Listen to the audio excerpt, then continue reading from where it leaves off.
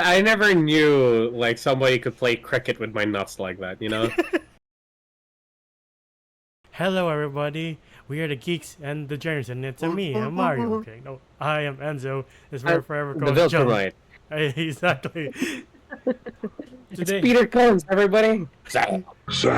I can't do Optimus for the life of me. Anyway, yeah, we're redoing our Casino Royale video because the last time we did this, we got like 1 view, so it's perfect timing to this one. Hold on, pause. Sorry, I got a bit of an important text. Sorry. Okay. Anyway, yeah, Sam. we are redoing this because if you want to know our retelling of the entire plot of Casino Royale, you can watch our old video. Just like 3 or 2 views. It feels right to do an updated version because again, we're doing the spy thriller lineups because Mission Impossible is ending. And like, it's the end of an era for a lot of generations. Our generation, the past generation, who grew up with Tom Cruise as Ethan Hunt in the Mission Impossible series. And we're doing a whole lot of spy thrillers. And then we're doing the modern James Bond movies because James Bond's gonna get a reboot pretty soon, eventually. Really? Did they get an actor? Not yet, but they've announced producers. I believe Amy Pascal, who did most of the Spider-Man movies, is producing it. And I forgot who else is in it. This is Daniel Craig's first James Bond. Well, he was called James Blonde because he is the first. Yeah, blonde hair. Yeah, he was exactly. the first blonde guy. Yeah. Yeah. And if the internet was active back then as it is now, people would have a fit because people did not like his casting as James Bond. Even without the internet, people were having a fit that, hey, James Bond doesn't look like James Bond. You know, Yeah. why is James Bond blonde here? Which is crazy to me because I'm just like, for me, like when I hear James Bond, yeah, sure, it's either Pierce Brosnan, Sean Connery, but top of my head usually is Daniel Craig. Yeah. That's why I'm like, I find it very weird where the people are like, I hate it that they got blonde James Bond. But I was like, you probably got the best James Bond movies. Yeah. Like, this is the type of James Bond that was kind of more realistic compared to the last one. The last James Bond movie was straight up like an early 2000s superhero movie. Oh yeah, with him surfing in North Korea for some reason. I remember that much of the last one. But like, I know the closest one who almost took Daniel Craig's place is everybody's favorite Superman, Henry Cavill. So yeah, he was close to getting James Bond. He's God, why? I love Henry. I love Daniel Craig, but oh my God. Yeah. What? He was close. He was the closest. Like the other considerations were Christian Bale, Orlando Bloom, Carl Urban, Ewan McGregor, Sam Worthington. I would love to have seen him, Ewan McGregor, James Bond. Right? Again, just hearing all of these, actors just do the whole, I'm not funny, I don't like jokes. He's that guy. Yeah, exactly. All these actors have in common now is that they're way too old to be James Bond right now for the reboot, so that's unfortunate. They've called Daniel Craig's Bond the most accurate to what I forgot the author's name, but what the author intended James Bond to be, which is this blunt assassin of a spy. And you see that in the opening when he just coldly murders that guy who's like, you need 2 kills to be a 00.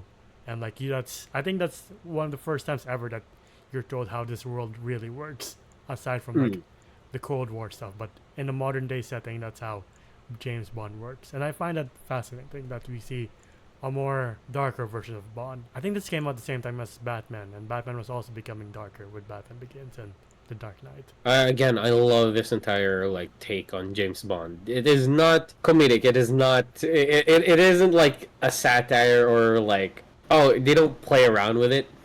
It is very well written. It is a spy movie down to a T. Yeah. And I do love it that they got Mads Mikkelsen to be a villain as well. Yeah. Sadly, a little short-lived. Yeah. Very short-lived, but I like how straightforward this Bond is in terms of personality and in terms of physicality. Like, he was chasing that parkour guy through Madagascar, and at one point the guy was through a wall, like a door. He was like, "Oh my God!" Right? The guy that's a parkour move to slide in the top opening. Then Bond just busts through, and you're like, "Yeah, he's not playing around." And then he just kills the guy to get whatever information he needs, and you're like, damn, MI6 is playing loose with these international rules, and you cut to M being like, what the fuck is Bond doing? What the fuck is he thinking about? She's like, oh Jesus Christ, dude. It's Yeah. like, I was like, oh my bad. Hey, and since this is the same director who did the first Pierce Brosnan movies, Martin Campbell, he also brought back Judi Dench as M. I'm like, I do As love. M. One of my favorite parts of these modern James Bond movies is the dynamic between Judi Dench and Daniel Craig, because it is excellent. Yeah, but does that pose the question that are those two worlds connected? I don't think they are. I just think Martin Campbell was so impressed with Judi Dench as M that he's like, I'm gonna bring her back. I don't care what people say. I do like Dame Judi Dench. Yeah, I can't say that name properly. I'm sorry. It's a tongue twister. I do love the. We never got to hear her full name because Bond was like, I always thought M was like a code name. I never knew it stood for. She's like, you say one more word, I'll have you killed, and you're like, yeah, I believe her. Don't do it, Bond. Just don't. I love the entire casino scene. They're in the Bahamas. They're like, again, you just see that this Bond is completely different from Skyfall Bond Yeah. to Spectre or No Time to Die. No Time to Die. Yeah, I know there is Quantum of Solace, but nobody really talks about that. But you could tell that he is very more brash. He's very new. He's very eager. Where he's just like, oh, to cause a commotion, I just took this guy's Jaguar and just crashed it into a Land Rover and every other car in the parking lot. well, to be fair, And- that guy was a dick in the first place. Yeah, he was a piece of shit because he was like, hey, because well, to be fair, I was like, well, at least Bond got his way. You know, it always works out for him. Exactly. But yeah, you see, like the beginning in the Bahamas, you see Bond act like the typical Bond with like how suave and like, even though Craig is not the most subtle Bond when he does cause that commotion, like the way he just like gets information from like either various people or like from the guy's wife that he seduces Yeah. to get information. And like Yeah. the beginning, you're like, yeah, she's just a tool for Bond to get information out of. And like that's what happens when he leaves. She's like, he leaves for the night for Miami to chase the guy, and he stabs him in that human anatomy, whatever. And then you're like, oh, cool. Yeah. It's part of the display now, like live bleeding out. The man just dead on the spot. And then he sleeps with his wife. I was like, damn, he just took everything from him, didn't he? Right? You know, but like we almost kind of were like, he almost had like bested Bond for a second. We're like, oh shit, how did he know? Right? You know, but nah, none of them meets James Bond, and I'm just like, yeah, but there are consequences to that. Yeah. Since for some reason, like, somebody got ticked off that hey, the wife talked, Yeah. and sadly she dies too. Yeah. Again, like most Bonds, the women mean nothing to him because he's like, oh, that's a shame. Anyway. Yeah. And you're like, damn. Yeah. Well, it was kind of like that. I was like, well, shit, that's horrible. Anyway, then Evan Green comes in, and I'm Best just Berlin. like, oh my god. Of all the years that James Bond's been around, we have never had such a compelling Bond girl. character. Yeah. That, like, yeah, a Bond girl that was this compelling. Yeah. And I was like, like the entire like chemistry together where like she even gets him his own suit and he's like, oh, do you even know my, like, yep, I know your size. And I was like, okay. Their chemistry is amazing. Like, I love how the fact that James Bond tries to play off us, the way he always is, even though his insides are just like, damn, I like this one. Just completely going awooga. And Yeah. Eva Green, Vesper Lynn can read him like a book. You're like, this is the first time anyone has done this to Bond. At least Daniel Craig's Bond, in our knowledge. Also, I love how compelling they make this whole casino game, like, compelling. Yeah, even though it's just poker. Yeah. Or I don't fucking know, like Baccarat, I don't know. The most I don't know what game they were fucking playing, but like, definitely poker, the most high stakes of pokers you can ever play. You're like, how much Yeah. does it take? It makes you question. Like, 10 million. Like, what? no, it's like 150 million. That's why they're like, if you lose, you are supporting global terrorism. Oh fuck. And like, Yeah. poor Le Chiffre has to pay back the debt he got from the warlord because he lost it when the airplane didn't explode. He's like, fuck, shit, how am I going to repay that back? That was also a very stressful scene. Yeah. like just Bond just like, oh fuck, this thing's gonna blow. Yeah. And he just manages to like clip it onto the guy, and the guy's like, hey, hey, hey, kick. Right. And you just hear a pop in the background. I was like, oh. Well, that backfired. This game is very like even though it's just people playing poker, the way they cut breaks to like have a breather, and what happens in between, like the warlord being like, "Where the fuck is my money?" And you're like, "I guess the chief's not gonna make it till the end." Yeah, a lot of times I was like, oh, I guess he's not as a competent villain as I thought. Right. But there's still depth to that character. You can tell that he's very desperate, but he's also very smart. But at the same time, he's easily played. Yeah. Like, sure, for a while, James Bond was kind of on him. Like, he was like, okay, I don't mind playing a bad hand as long as I get to see him show his way of, like, oh, his tells. Yeah. Yeah, him showing, like, oh, what he does when he thinks he has a good card. And he kind of catches on to it, and, like, he fakes it. Yeah. And Bond just kind of rushes in and loses the money, and that's where he meets Felix. Yeah. Going. And he's like, hey, I'll give you the money, just give him to us when you're done. Yeah. You know? And you're like, give us the credit. I think this is really the first time we saw like the CIA and like MI6 working together hand in hand in a James Bond movie like this. But like going back a bit, like I do love the scene after he kills the warlord and his henchmen. Like Bond has a moment in the mirror where he's like, do I really want to be in this life anymore? Is it really worth it? And he's just cleaning off the blood. And then later on, he finds Vesper in the shower because she's traumatized, and like first time because she watching- helps. She helps him murder a guy.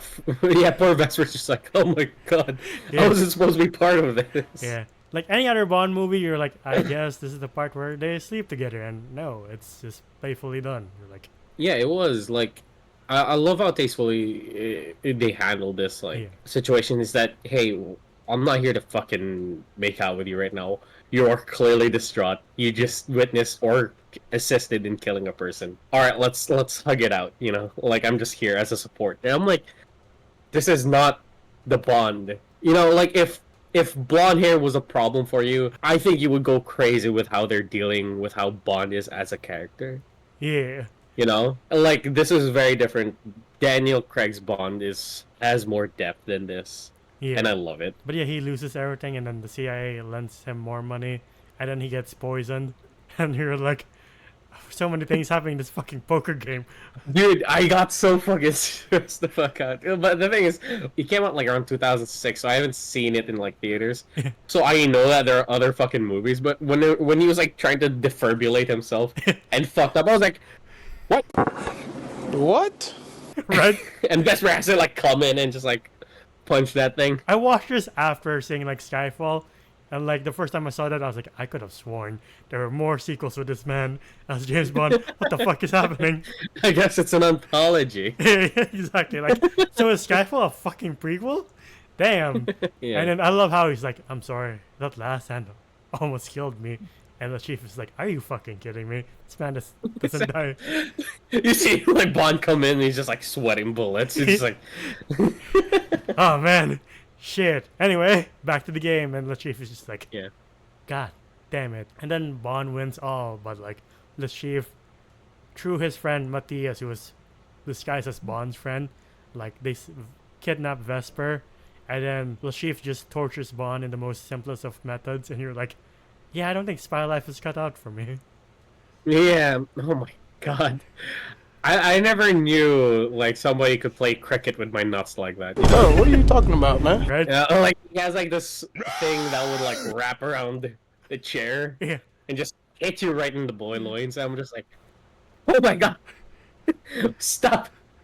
Wait. When he's like, I'm gonna feed you, but you don't seem to value, I was like, wait, I'm not ready for this. Oh, thank God, someone shot the chief.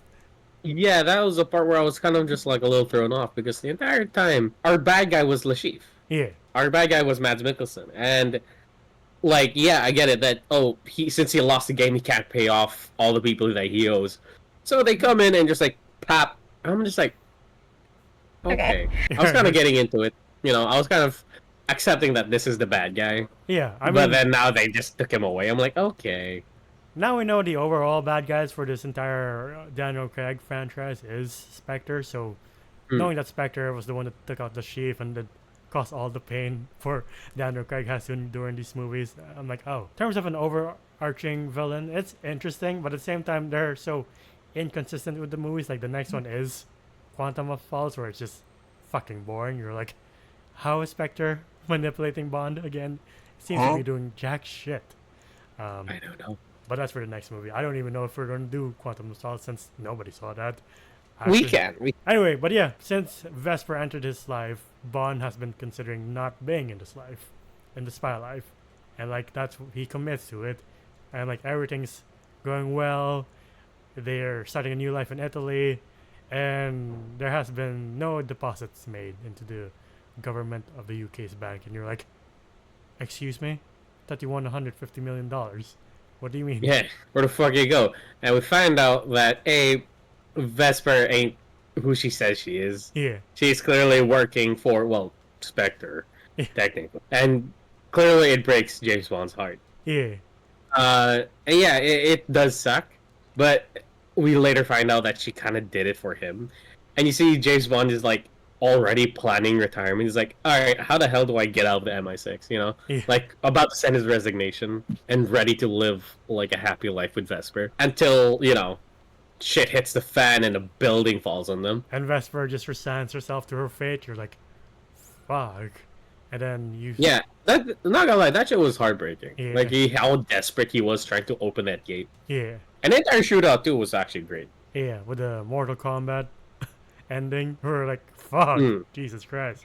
Yeah. The guy is still I was like... oh, can we show that? To our editor, we can't show that. Just in case you were thinking about it. But yeah, and you see that Bond becomes, like, again, the cold-hearted spy he is when M is like, she had family, that's why she did this. Are you okay? And he's like, what are you asking? The job is done. The bitch is dead. And you're like, oh, fuck. Yeah, and then you just see... Well, I don't think they ever called him 00 in the entire movie. Yeah. Until this point, where he just pops up. He finally gets the... What was the name of the guy? Oh, the German, the Spectre guy? I have no idea. The Spectre agent, where he just shoots him in the leg while he was relaxing at his home. And then that's where you see Daniel Craig, full of black suit. He is 00. Yeah. And the man is like, okay, I'm a weapon of my nation now. And I'm just like, that is cool. Yeah. Horrible, but cool. It's great payoff, too, because you hear the iconic line of, name's Bond, James Bond. You're like, Yeah. fuck. And then you hear the iconic theme and you're like, I can't wait to see the next one. Anyway, what would you rate Casino Royale? I'll rate Casino Royale an 8.5 out of 10, you know? The only problem I have is just, like, the villain. They got Mads Mikkelsen, and Mads Mikkelsen is one of my favorite actors. Yeah. And I could see him as a really great Bond villain. But sadly, yeah, he was kind of underutilized here, but other than that, the pacing's great. Sure, a majority of it's just poker, but like at the same time, you could see them playing chess with each other, with each other's lives of all things. Yeah. Again, this is a very different take on James Bond compared to the old ones like Pierce Brosnan, Roger Moore, Sean Connery. I know there's more. This solidifies itself as a different kind of animal, where it's a different kind of James Bond, where it is more political, it is more dark. Yeah. And I love it. I really do. They don't play around with like espionage anymore. There's no exploding pen unless I think there was maybe. I think like in No Time to Die there was one. Or no, Spectre. Yeah, probably. Spectre was the exploding pen. Okay. They still play around with it, but it's not a jokey joke thing, you know? Yeah. It's not like a rubber duck that blows up, you know? The story was great, acting was great. Daniel Craig was an absolute solid James Bond once he got in. Yeah. And especially once he got out. Yeah, sure, say what you will about Quantum of Solace, but Daniel Craig was just an absolute beast when it came to portraying James Bond. Yeah. All throughout the movies. His chemistry with Eva Green, the entire origin of James Bond in this universe was just so compelling. And I just love it that, hey, he's not James Bond yet. Yeah. Until he loses Eva Green. And I'm just like, yeah. Okay, and it still haunts him to the last movie, Yeah. which is so good. I love it. I'll give us a 9 since I'm biased towards origin movies, honestly. Like, I think this is a very good start to Daniel Craig's Bond. I think he's great as Bond, as he always will be until No Time to Die. I think Judi Dench is like my essential M. Same with like Ben Whishaw when he comes in Skyfall as Moneypenny. And like I do love the chemistry between Bond, Bond, and Eva Green. And as you said, Eva Green's Bond girl's not the typical Bond girl that you've ever seen, ever. It's a shame. The same with the villain. Like they've never followed up in terms of like how excellent Eva Green is, in terms of being a Bond girl. Also, I think the best villain in this entire franchise is Javier Bardem as I forgot his name, Raul something, but he's great as the villain there. Yeah, like the ex MI6 agent, pretty much a weapon of M back in the day. Yeah. Yeah, I would agree. The most standout villain here is Skyfall's Javier Bardem's character. Yeah. Fortunately, they also waste fucking Christoph Waltz, and you're like, fuck, of all the actors. I do love it. I do love it that he is like head of Spectre. Yeah. I think, but yeah, he was underutilized. Going back to Casino Royale, the tension is great. Like every time I watch Bond get poisoned, I'm still like, I'm pretty sure this is a fucking prequel to Skyfall, right? And I see the dates, I'm like, yeah, There's more movies after this, right? Tension's great, action is great, score, cinematography, everything is pretty good. The only downside is Mads Mikkelsen being underutilized for the grand scheme of the overarching plot of Spectre being the shadowy figure that controls everything in Bond's life. Well, Daniel Craig's Bond's life. To the audience watching, who is your favorite James Bond? Is it Daniel Craig, Sean Connery, George Lazenby, Timothy Dalton, Roger Moore. Roger Moore. Roger Moore was one of my favorites before Daniel Craig. I think he was close to being the blunt assassin as well before Daniel Craig. Who would you like to see take up the mantle of James Bond? To the audience watching, and I'm asking you this too. I think we already asked this question when we did Skyfall. Oh no, we did that GoldenEye. GoldenEye, my bad. Yeah, which was Aaron Taylor Johnson. Still a good choice. Whoever it is, please comment down below. But if you like what you see here, please leave a like, subscribe, and ding the bell icon to get notified of when we upload next. We're also on Spotify and TikTok. TikTok to see our best and funniest moments, Spotify to hear us on the go. And the video does voices on TikTok and Enswolf on Letterboxd. Where can they find you? Oh, you can find me at JomJoM_ on Instagram. It is Marticon. And until the next one, we'll see you then. Bye, everybody. Ciao.